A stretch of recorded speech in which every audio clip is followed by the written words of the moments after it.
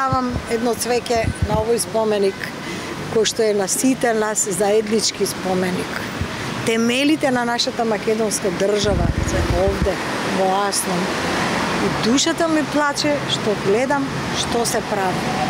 Значи, јас сум мајка, сум баба, имам внуци, ги растам и ги шетам во овој парк, затоа и сум тука моментално, бидејќи на пазар, ќе одам, ќе прошетам и ќе се вратам. И сега кога ме прашуваат, бабо, зошто е ова вака?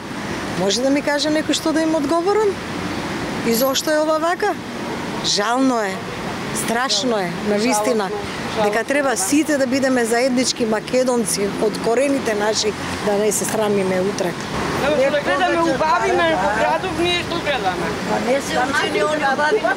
Ја рушат историјата наша, на нашата татковина, на нашата Македонија. Генерации знаеме, ама Значи како може горе над петокраката со вакви шарења, со ваков вандализам?